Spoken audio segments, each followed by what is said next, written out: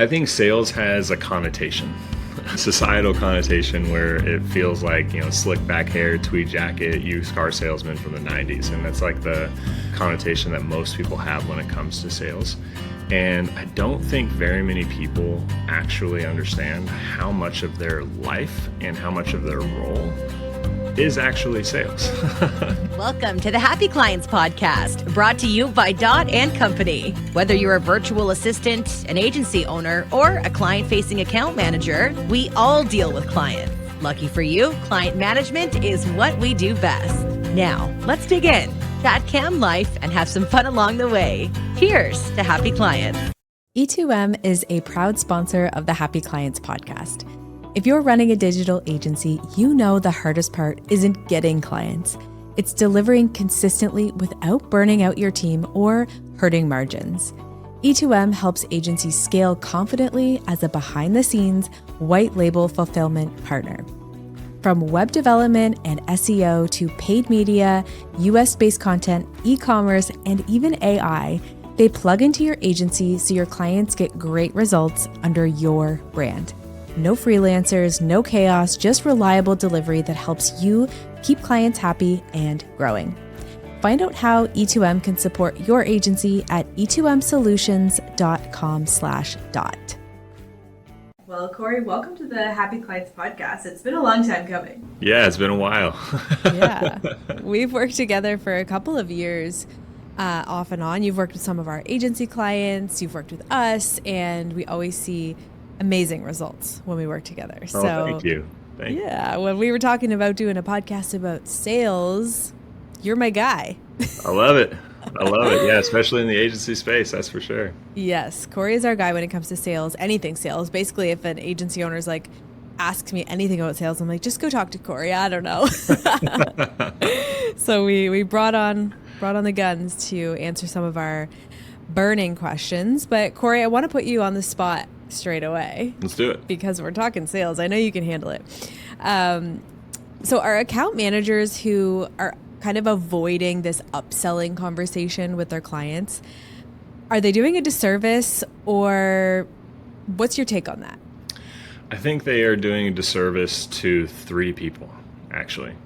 I think one, they are doing a disservice to themselves and the relationship that they have built with the client over time.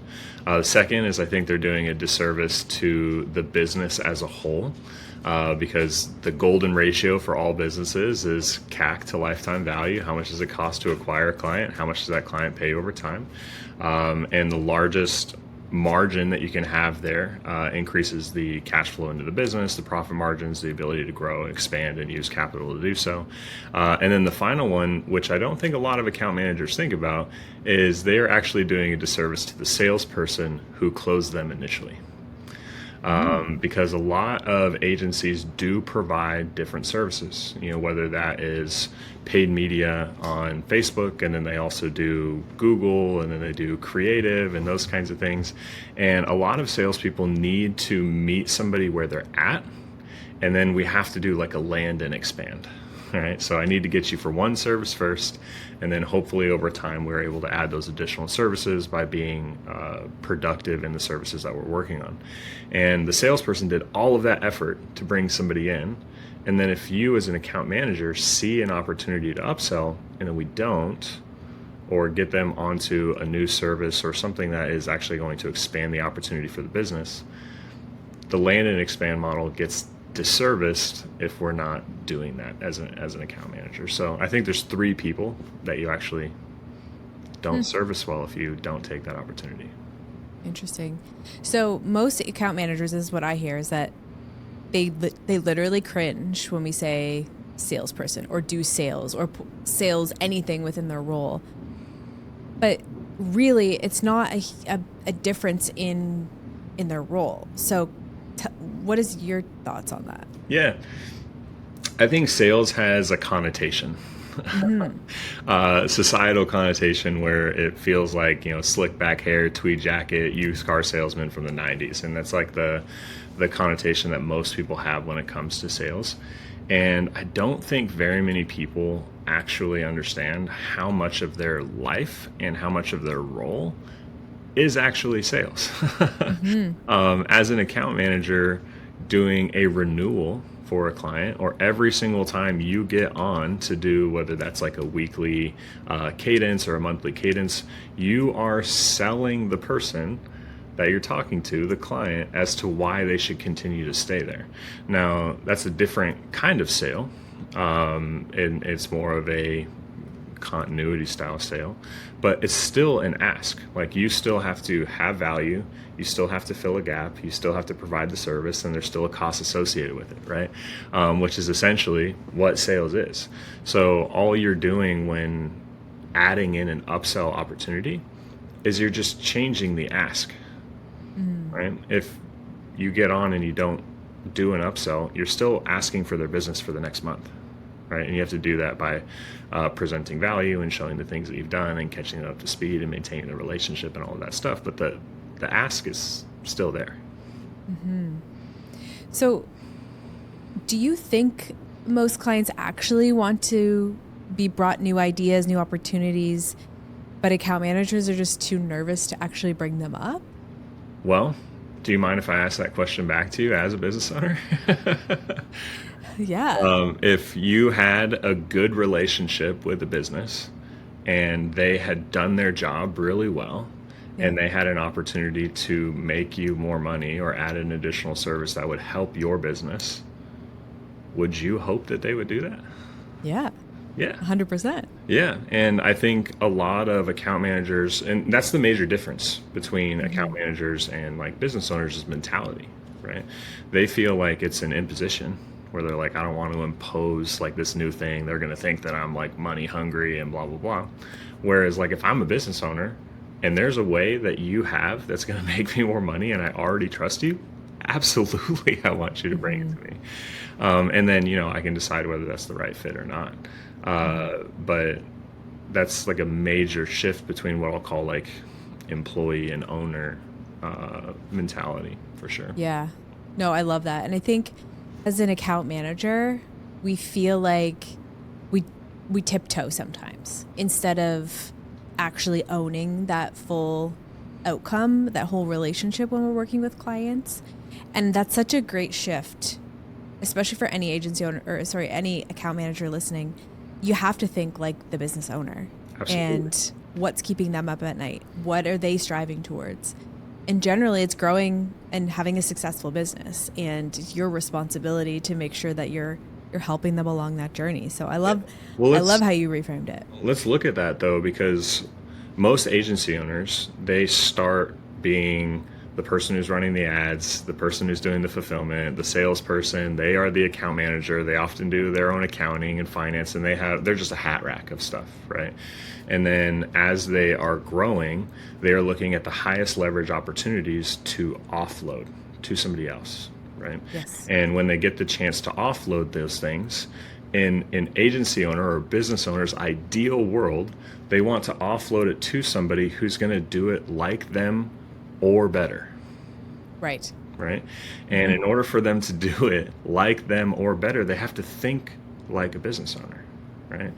Because if they don't think like a business owner, they're going to maybe come in at 70% of the capability of the owner. And then that's where like some of that friction comes in, where they're like, well, how come you didn't do this?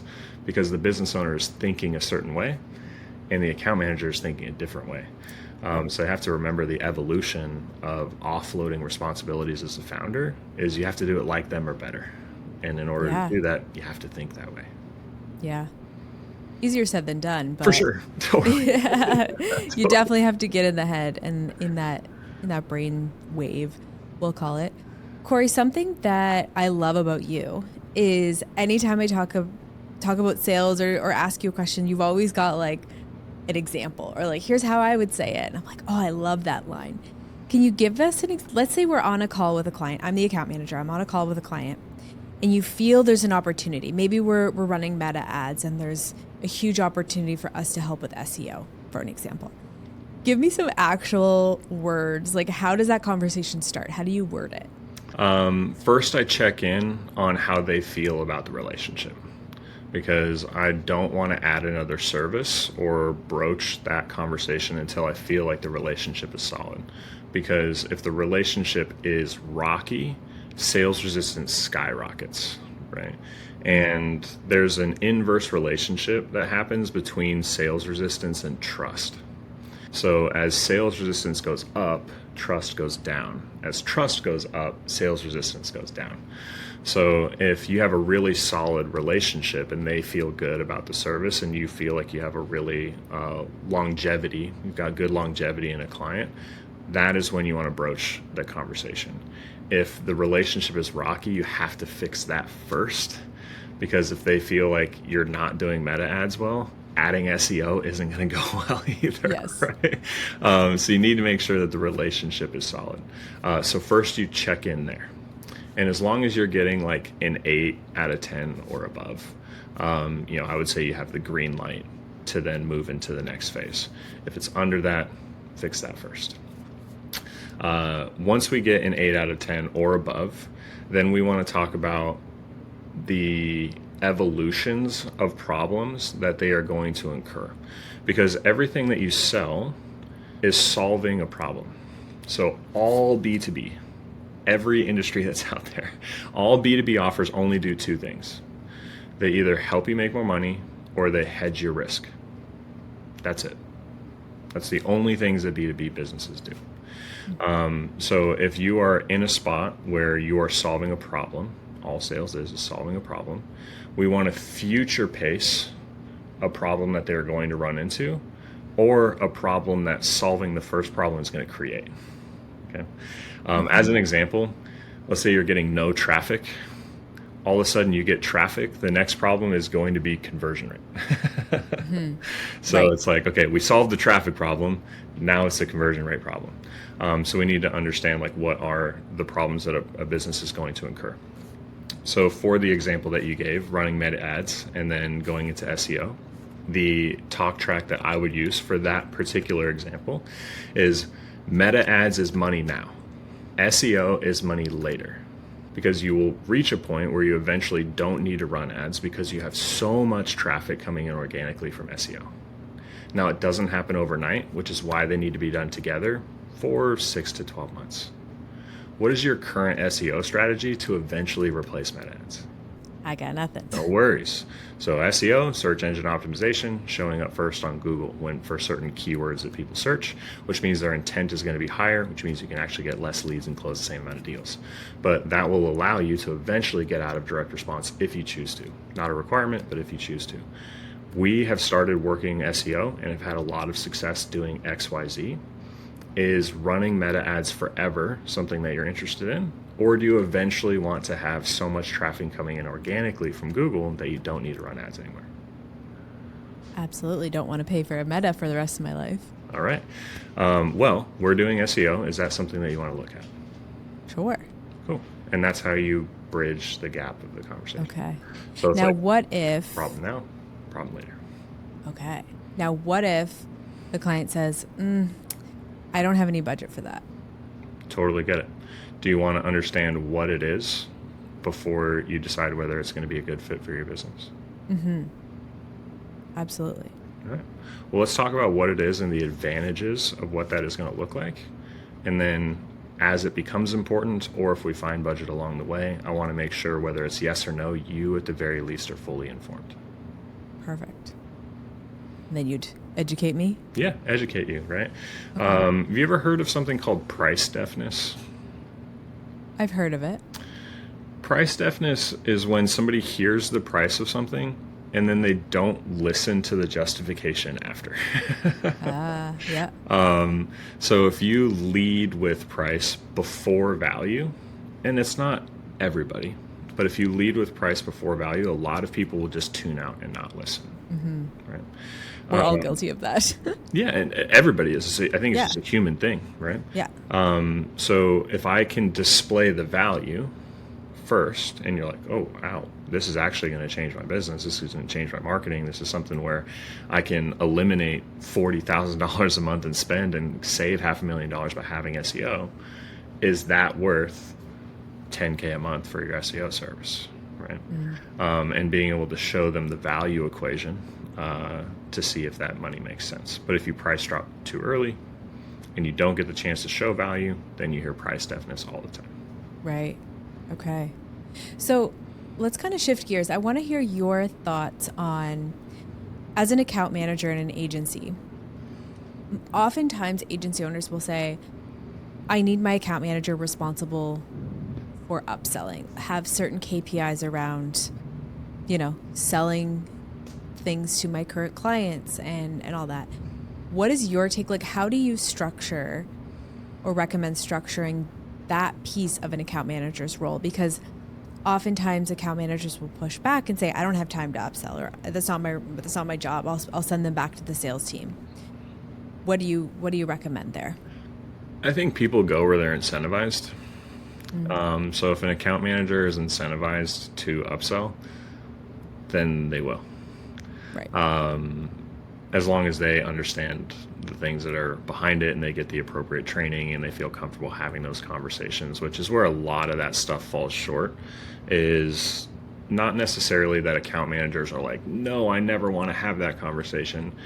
It's more the hands go up because they don't feel prepared to have the conversation.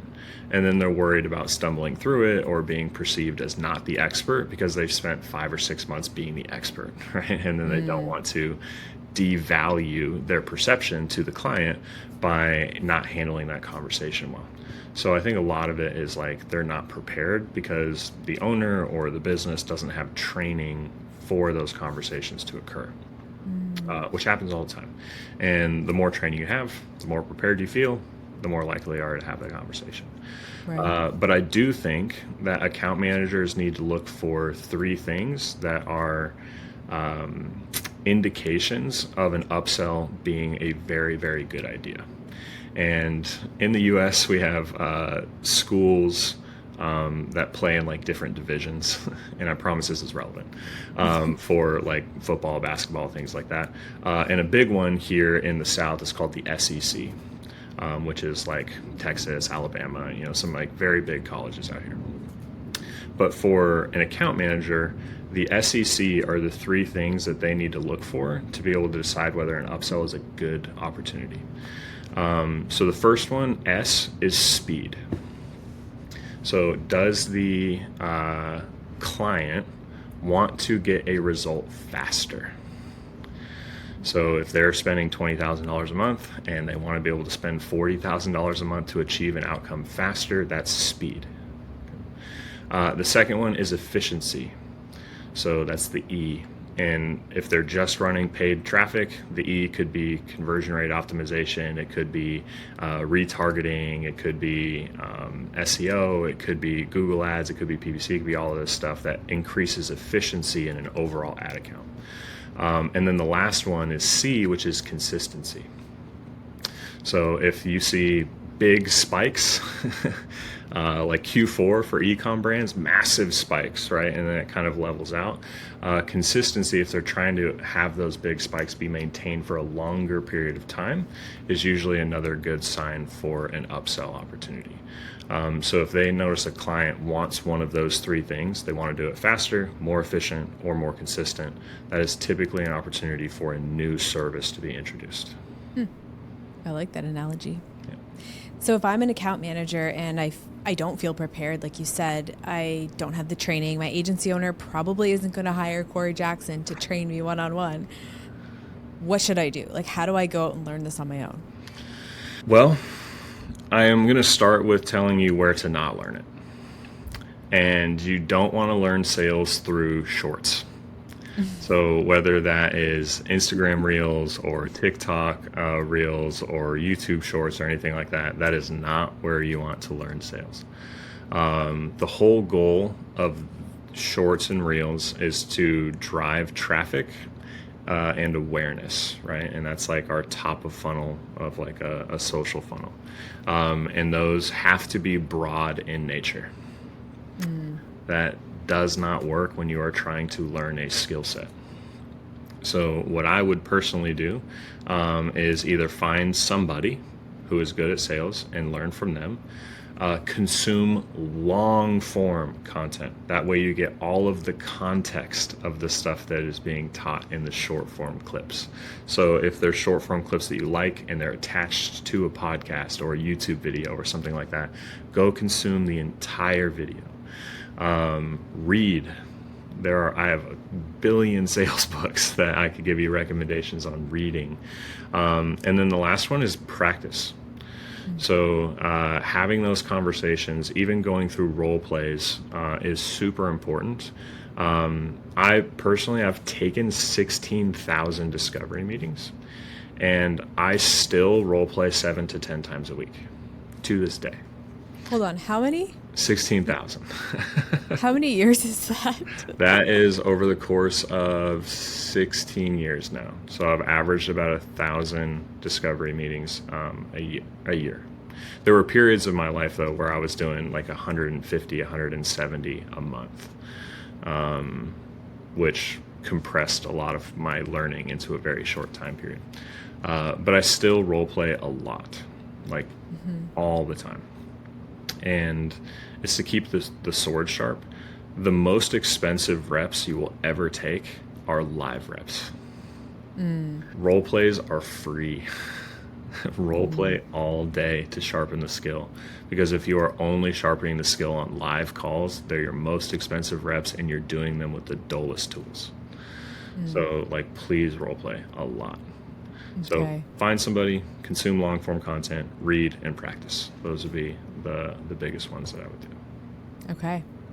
So if an agency owner is listening and they have an account manager and they want to incentivize them to upsell so that the account manager doesn't spit the person back to me, the agency owner, to sell them, what kind of compensation do you see work well for this type of role?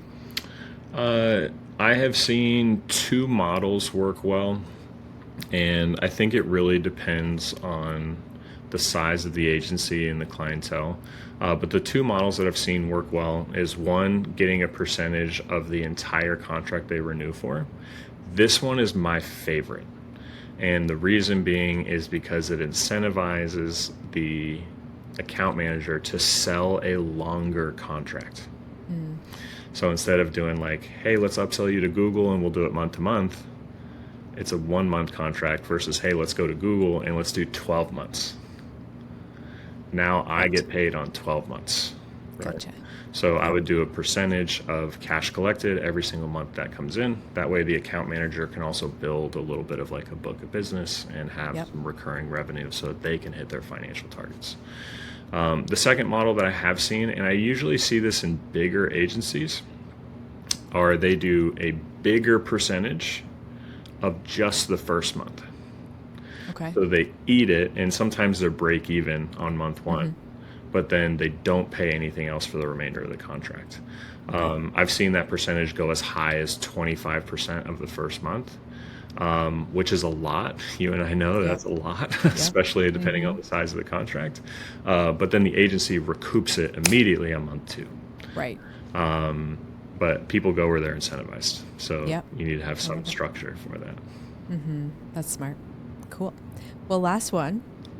If you could give our listeners just one line, one phrase that they could use to open up a conversation with a client about doing more together in whatever capacity, what would it be? That's a good question. How big do you want to grow? That opens up the opportunities for the things that are going to be required to hit the next level of growth. So if I had to give one line, it would be, how big do you want to grow? That's a good one. I picture myself, if you were talking to me as an agency owner, I would dreamscape, but then you'd look for holes. You'd be able to see the holes of like where the opportunity is. Yeah. That's a good one. Because what you're currently doing isn't going to get you there. Right. 0 to 1 is different from 1 to 2, different from 2 to 3. Right? Absolutely. So how big do you want to grow? And if you're at a 2 and you want to get to a 5, there's going to be stuff that has to be different in the middle. So that would be probably my opener. Sweet. Yeah. Well, Cory, thanks so much. Yeah, absolutely. I love talking to you. Absolutely. If people want to learn more about sales and getting your help, where can they find you? They can follow me on Instagram at Sales Silverback. That's probably the best place, or follow me on LinkedIn as well. You can find me on there, Cory Jackson. So I'll pop up. But yeah, those are the two best places. Amazing. Thank you so much, Cory. Awesome. Yeah. Thank you for having me. Here's to happy clients.